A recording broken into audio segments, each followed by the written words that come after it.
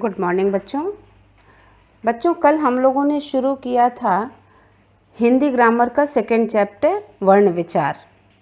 कल मैंने आपको समझाया था कि वर्ण कहते किसे हैं। सबसे छोटी ध्वनि वर्ण कहलाती है, हिंदी भाषा में जो प्रयोग होती है वो मैंने आपको बताया था। और मैंने वर्णों को जिनको विभाजित नहीं किया जा सकता, ये ध्वनियाँ हैं जिनको हम विभाजित नहीं कर सकते, ये हमने आपको बताया था। और उसमें से जो वर्ण हैं उनको विभाजित नहीं करते, तो हमने उसमें से स्वर निकाला था, जो हमने आपको कलम शब्द लिख के उसके माध्यम से बताया था। वर्ण की परिभाषा बताई थी कि सबसे छोटी ध्वनि वर्ण कहलाती है। वर्णमाला बताया था कि वर्णों के व्यवस्थित समूह को वर्णमाला कहते हैं। वर्णों के व्यवस्थित समूह को वर्णमाला कहते हैं। हमने बताया था कि 52 वर्ण हैं मानक वर्ण माला में, जो है 52 वर्ण हमारे माने गए हैं, 52 वर्ण माने गए हैं।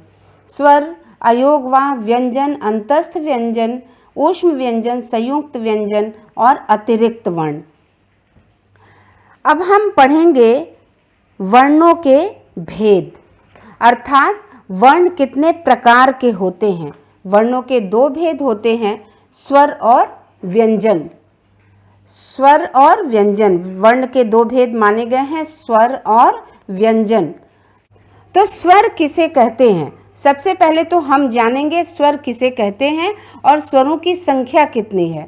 तो स्वरों की संख्या हम पढ़ेंगे, स्वरों की संख्या 11 होती है। आप खुद काउंट करिए, 1 2 3 4 5 6 7 8 9 10 11। स्वरों की संख्या 11 होती है, शायद आपने छोटे क्लासों में ये पढ़ा होगा। तो स्वर कहते किसे हैं, जिन वर्णों का उच्चारण, अब स्वर की परिभाषा क्या है मैं आपको बता रही हूं कि जिन वर्णों का उच्चारण स्वतंत्र रूप से होता है, अर्थात जिनका उच्चारण करते समय हवा बिना रुकावट के हमारे मुख से बाहर आ जाती है, बाहर निकलती है, उसे हम स्वर कहते हैं। अर्थात जिन वर्णों का उच्चारण करते समय हवा हमारे मुख से बिना किसी रुकावट के बाहर आ जाती है, उसे हम स्वर कहते हैं।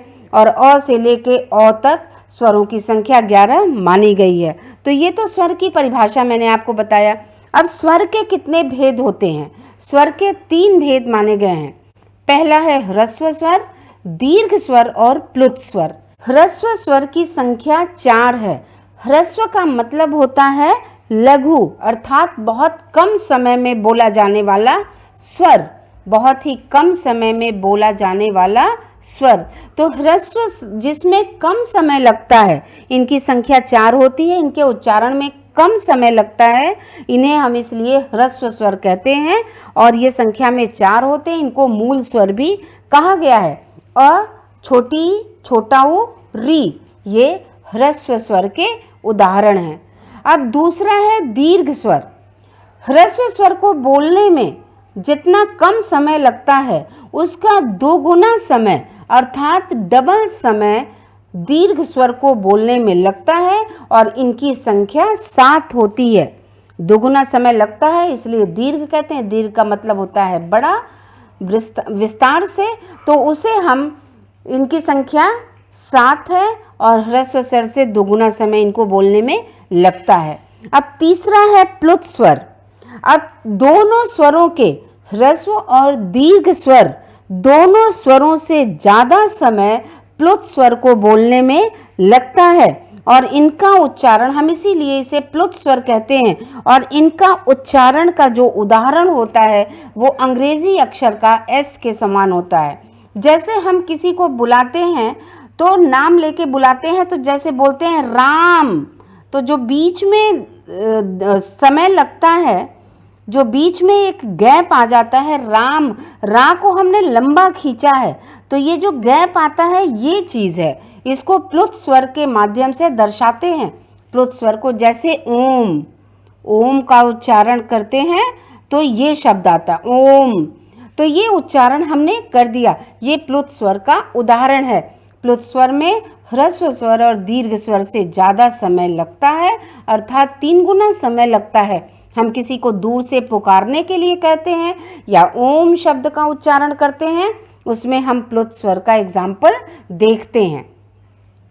अब हम स्वरों की मात्रा को पढ़ेंगे और स्वरों की मात्रा जिसमें ह्रस्व स्वर और दीर्घ स्वर सबको मिला के हम उनकी मात्रा को पढ़ेंगे। तो ह्रस्व और दीर्घ मिला के स्वरों का कितने स्वर होते हैं हमारे? 11। तो इनको हम मिला के पढ़ेंगे। ह्रस्व स्वर की संख्या 4 है, दीर्घ की 7 है, इसलिए हम इनको सबको मिला के पढ़ेंगे और इनकी मात्रा की पहचान करेंगे। अब जैसे स्वर है, अ है, उनका मात्रिक चिन्ह क्या है? वो केवल ऐसे लाइन है। आ का मात्रिक चिन्ह है ये, छोटी ई का ये जो बाएं से लगाई जाती है, बड़ी ई का जो दाहिने से लगाई जाती है, छोटा ऊ, बड़ा ऊ, री, ए ओ औ, ये सब मात्रिक चिन्ह है। जब इन मात्रिक चिन्हों का प्रयोग हम कैसे करते हैं ये आपको बता दें कि इन मात्रिक चिन्हों का प्रयोग हम व्यंजन के साथ करते हैं, क्योंकि व्यंजन जब हम आगे आपको बताएंगे तो ये बताएंगे कि इन चिन्हों का प्रयोग व्यंजन के साथ इसलिए होता है क्योंकि व्यंजन के साथ स्वर स्वतः जुड़े होते हैं। व्यंजन के साथ हम स्वरों का स्वतंत्र रूप से प्रयोग नहीं करते, इसलिए हम स्वरों के मात्रिक चिन्ह का प्रयोग व्यंजन के साथ करते हैं। तो ये तो स्वर के प्रकार हैं। स्वर 11 प्रकार के होते हैं। स्वर की संख्या 11 होती है। स्वर के 3 भेद होते हैं, ह्रस्व स्वर, दीर्घ स्वर और प्लुत स्वर। ह्रस्व स्वर के 4 भेद हैं, संख्या 4 है, दीर्घ की संख्या 7 है और प्लुत का जो अंग्रेजी का एस अक्षर है ये इसका एग्जाम्पल है। स्वर का मात्रिक चिन्ह मैंने आपको बताया, ये सारे स्वर लिख दिए मैंने और सभी स्वरों के मात्रिक चिन्ह को बता दिया। अब हम लोगों ने जो कल पढ़ा था कि स्वर के बाद जो हमने वर्णों की माला जो पढ़ी थी, वर्णमाला जो पढ़ी थी, जिसमें हमने आपको बताया था कि मानक वर्णमाला में 52 वर्णमाला में 52 वर्ण बताया था, 52 वर्ण बताया था, जिसमें हमने स्वरों की संख्या 11 पढ़ ली। स्वरों की संख्या हमने 11 पढ़ ली। अब दूसरा आता है अयोगवाह। अब ये दूसरा वर्णमाला में ही आएगा, तो हम इसमें दूसरे को पढ़ेंगे अयोगवाह। अब अयोगवाह पढ़ने के लिए हम अयोगवाह को पढ़ेंगे अंग और अह।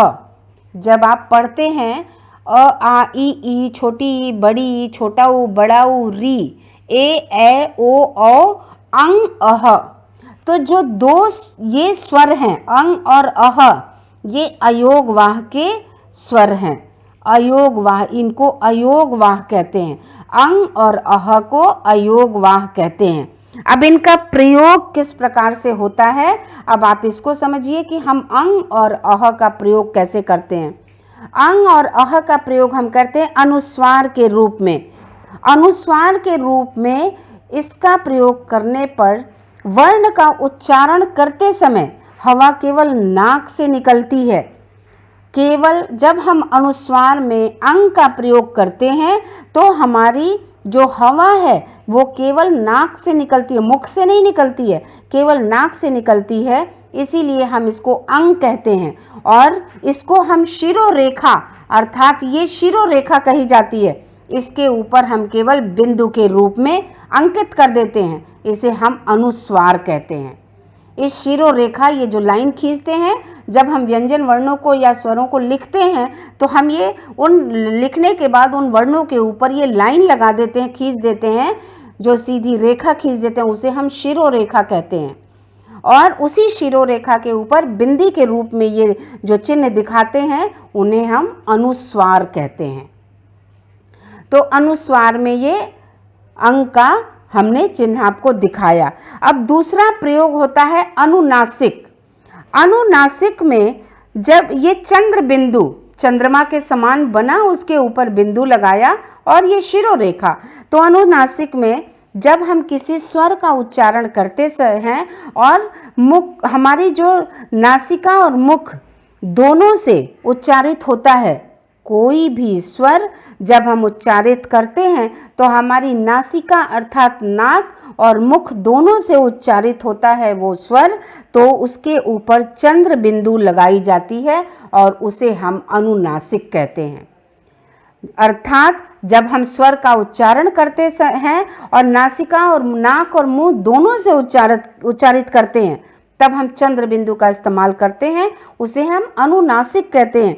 अब जैसे हम क्या उच्चारित करते हैं, जैसे आँख, आँख बोलते समय नाक और मुंह दोनों से हम उच्चारित करते हैं। जब भी हम उच्चारण कर रहे हैं आँख का, तो हम दोनों नाक और मुंह दोनों से कर रहे हैं। इसी प्रकार जैसे मुंह, आप बोल के देखिएगा, मुंह, आँख, हंसना, ये सब उदाहरण हैं अनुनासिक के, जिसमें हम चंद्र बिंदु का प्रयोग करते हैं। जिसको बोलते समय, जिसका उच्चारण करते समय हम मुंह और नाक दोनों का प्रयोग एक साथ करते हैं, उसे हम अनुनासिक क्रिया कहते हैं और उसका साइन है चंद्रमा के ऊपर बिंदी। अब तीसरा है जो अयोग वाह के अंतर्गत आता है, आपने पढ़ा यहाँ विसर्ग। इसका प्रयोग जो है उच्चारण हमेशा ह के समान होता है। विसर्ग का उच्चारण हमेशा ह के समान किया जाता है, इसीलिए इसका चिन्ह ये है, 2 बिंदी, और दोनों बिंदी जो है वो हमेशा व्यंजन वर्णों के पीछे लगाया जाता है। अर्थात बीच में भी आप लगाते हैं, लेकिन जहां ह का उच्चारण आए, क्योंकि विसर्ग का उच्चारण जो होता है हमेशा ह के समान ही किया जाता है। जैसे इसका एग्जाम्पल है स्वतः, प्रायः,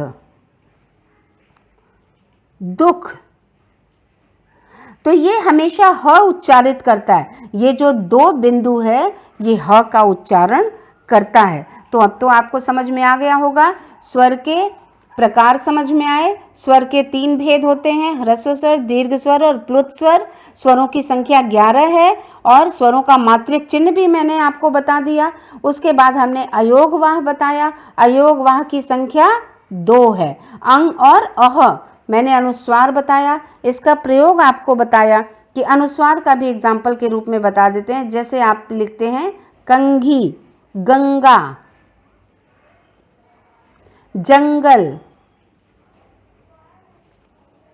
जिसका उच्चारण हम करते हैं तो जो हवा है केवल नाक से निकलती है और हम शिरोरेखा अर्थात ये जो शिरोरेखा है इसके ऊपर हम बिंदी का इस्तेमाल करते हैं, उसे अनुस्वार कहते हैं। अनुनासिक में जब हम उच्चारण करते हैं स्वर का तो नाक और मुख दोनों से हवा निकलती है, इसलिए हम इसे अनुनासिक कहते हैं और इसका साइन चंद्रमा के ऊपर बिंदी है। विसर्ग का प्रयोग ह के रूप में किया जाता है। जैसे हम इसका चिन्ह है, ये विसर्ग का 2 बिंदी चिन्ह है, लेकिन इसको हमेशा उच्चारित करते समय हम ह का प्रयोग करते हैं। जैसे स्वतः, प्रायः, तो ये हमने देखा। आपने स्वर पढ़ा और अयोग वाह पढ़ा। कल हम फिर व्यंजन आगे पढ़ेंगे। Thank you.